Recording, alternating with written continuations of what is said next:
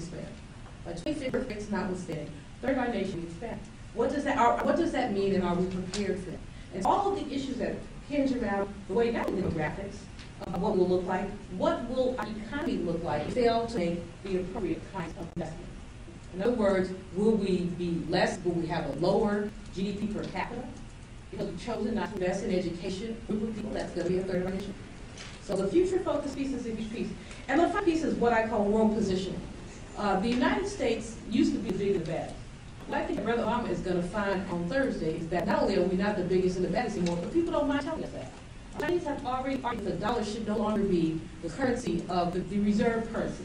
They actually asked that some weird currency, it's a virtual currency called structural, I always forget it, but it's something the International Monetary Fund put together to have 185 countries, the International Monetary Fund, do exchange within each other. There are others, the oil-producing countries have said the euro should be the reserve currency. And the euro actually is the most heavily traded currency in the world. So the whole issue of world position, why does this matter to you? Because it matters in terms of your footprint, how we're perceived in the world. We want to perceived as a thought leader. That's the case. It is our fault. Paul Krugman argues today that we're more needed than ever, but the Bush years squandered all of the moral authority that we have. That basically affects you as young people. Now, look, that's my top 10 list, but I'm sure that it may be very different from yours. So what I want to do with the rest of the time that we have, actually, is to ask you all to share with me, how would you change this list? What's different? What would be different for you? And tell me why. So I'm going to stop here with the request. First of all, did somebody bring me a water?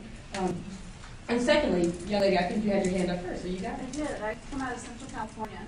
Okay. But I've been here, I've lived here before for 5 years, and I've been in August. But the biggest thing that I've seen come out of Central California is the, how do I say this?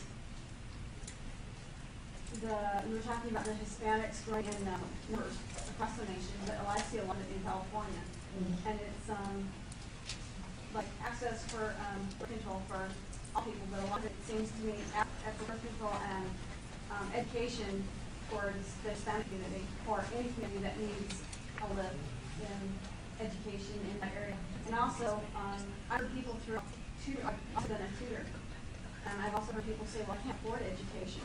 There's a number of people out there who have never heard of rents and let alone loans and all that free money that's out there for anyone. You think they can't go to school? You know, the high schools that serve students of color, especially in inner cities and in poor communities, are systematically doing young people services. Sometimes they can't. For example, I had a student, a young lady actually, who was going into the military. This was before I was president of Bennett, but I met this young woman. I thought she was terrific. I said, what are you going to do with yourself? She said, I'm going into the military. I said, what? I'm like, And she said, well, my mom says I have to do something. Well, to make a very long story short, our miracle, it was August, and school was starting in 2 weeks. And in 2 weeks, I was able to get her admitted to Bennett College. And that was probably the omen that I was going to go to be president. But I got into it with her guidance counselor, because her guidance counselor just was dragging her feet on getting the transcript, getting everything. And the woman finally said to me, look, I have 900 students. That's my case was 900 students. She said, I know you think that I'm not being cooperative. She said, but 900 students I have to pay attention to. So how do you have 900 students assigned to one guidance counselor? Even if this woman meant well, which there's a question, even if she meant well, she was being pulled in every direction. It would have taken her, it meant she probably could have seen each senior once in the course of the academic year. So those budgets that are cut, the cuts hit hard. You know, some of these schools are not teaching civics, are not they don't have sports. And one might think, well, with sports, what's the deal? We have an obesity issue in the African American community. That's a big deal. And if people don't learn how to become physically active as young people, they're not going to do it throughout their lifetimes. So I hear what you're saying, and I think that when we look at K-12 education, we have to look at who gets served, what kind of resources are there. When we look at K-12 education, though, also we look at the way we finance it. We finance it wrong. We finance property taxes in areas that are poor. If you have inner cities, it's an area, so the property taxes aren't going to be that much. We should look at financing them through either state or, frankly, federal contribution. It's always helped me with my top 10. Off point. I think that one of the most of the issues for me is the question of access, and the perception of access, I guess, because while there are more people of color who are reaching those upper echelons of leadership and of society, it's giving the perception that we're making a lot more progress than we actually are, because there's more distinction between those who are making it and those who are left back within the cultural communities. And so it's a two-pronged issue. One is that there's going to be less resources allocated in the future because it seems like we've all kind of leveled the playing field.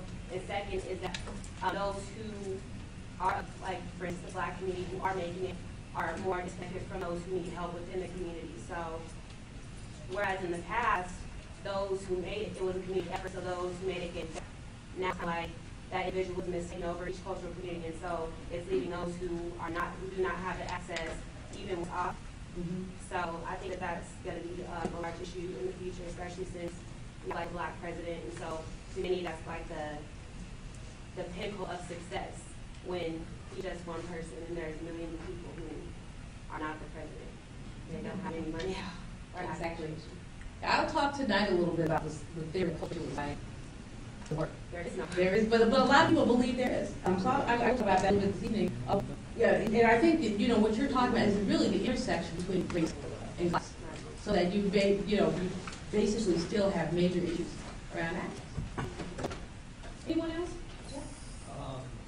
You said that your first issue was pace of change, or rate of change, right?